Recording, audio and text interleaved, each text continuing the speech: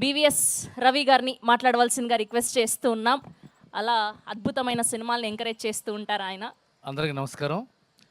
ముందుగా I want to talk about Tarun, one of my favourite directors.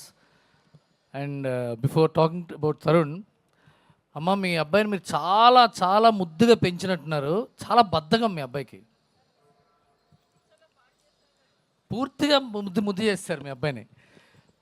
Tarun first film పెళ్లి చూపుల కంటే ముందు సైనమా అనే ఒక సినిమా తీశాడు, చిన్న షార్ట్ ఫిలిం. అప్పటి నుంచి నాకు I follow him and I regard him as one of the directors who brought quite a revolution in Telugu cinema.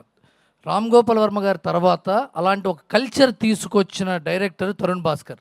తన చుట్టుపక్కల వాళ్ళందరినీ, ఫ్రెండ్స్ని డైరెక్టర్ని చేస్తూ, యాక్టర్స్ని చేస్తూ, వాళ్ళతో ఈగోలెస్గా కలిసిపోతూ ఒక సినర్జీ ఫామ్ చేసి ఒక డిఫరెంట్ సినిమాని, ఒక ఎకనామికల్లీ ప్రొడక్టివ్ సినిమాని తీసుకొచ్చిన డైరెక్టర్ తరుణ్ భాస్కర్. అలాంటి తరుణ్ భాస్కర్ యాక్టర్ అయిపోయి సినిమాల డైరెక్షన్ బదులు గోయింగ్ విత్ ద ఫ్లో, ఇప్పుడు అభినవ్ అన్నట్టుగా గోయింగ్ విత్ ద ఫ్లో అని సినిమా యాక్టింగ్ చేయడం చాలా బాధగా ఉంది నాకు. ఎందుకంటే హీఈస్ వర్త్ ఎ మిలియన్. ఒక 10 లక్షల మందిలో ఒక తరుణ్ కూడా ఉండరు, 1 కోటి మందిలో తరుణ్ ఉంటాడు. That kind of a talent he is. And after that అతను చేసిన సినిమాలన్నింటిలో, యాక్టింగ్లో అన్నీ మంచి. అతను ఇప్పటిదాకా తరుణ్ సరిగ్గా యాక్ట్ చేయలేదు అన్న సినిమా లేదు.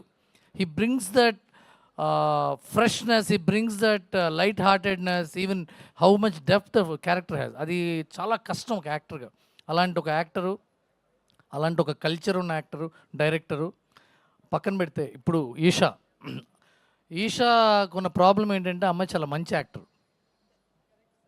సీరియస్లీ, అంతకుముందు ఆ తర్వాత సినిమా నుంచి అమ్మాయి యాక్టరు.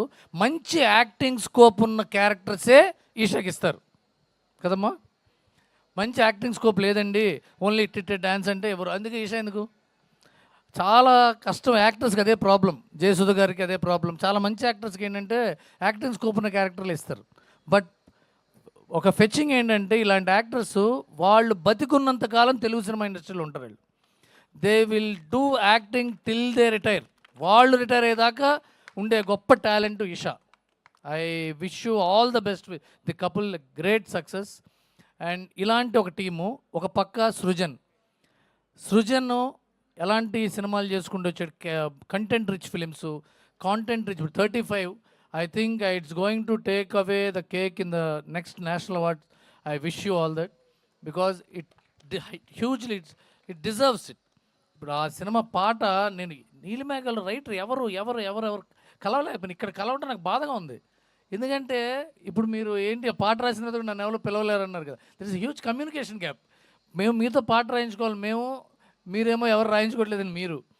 సో ఈ మ్యూజిక్ ఇండస్ట్రీలో చిన్న దాన్ని ఏమంటారంటే ఒక వైఫై ఉంటుంది. ఎవడు వైఫైలో వాళ్ళే ఉంటారు. ఆ మ్యూజిక్ డైరెక్టర్లు, ఆ లిరిక్ రైటర్లు. ఇంకోళ్ళకి ఆ వైఫై పాస్వర్డ్ ఎవరు, పాస్వర్డ్ దొరకడం కష్టం. So I wish you grand success. And ఈ నందకిషోర్ ఉన్నాడు, 35 డైరెక్టర్ నందకిషోర్ అడిగి, ఇంతకంటే ఏ సినిమా చేయట్లేదండి నువ్వు, ఈ 2 ఏళ్ళ నుంచి ఖాళీగా ఉన్నావు అంటే, లేదండి ఏదో స్క్రిప్ట్ రాసుకున్నాను, ఏవో తెలిసిందే కదా, మీకు తెలిసిందే కదా అన్నాడు. నువ్వు డైరెక్ట్ చేయకపోతే నీ తప్పే, ఎందుకంటే that kind of a talent you are. And అరే సజీవా యార్ సజీవ్. అండ్ చూడ మళ్ళీ అదే తరుణ్ భాస్కర్ కల్చర్లోంచి ఒక సినిమా డైరెక్టరు తన ఫస్ట్ ఏడీతో డైరెక్ట్ చేస్తుంటే తనకు డైలాగులు రాసి ఒక క్యారెక్టర్ కూడా చేయటం, that kind of energy, very healthy synergy, ఒక గ్రూప్గా ఫామ్ అయ్యి పైకి రావటం, మంచి సినిమాలు చేయటం, అలాంటి వాతావరణం తీసుకురావటం. It is a very very healthy atmosphere. ఇంత హెల్దీ అట్మాస్ఫియర్ ఉన్న సినిమా డెఫినెట్గా పెద్ద సక్సెస్ అవుతుంది.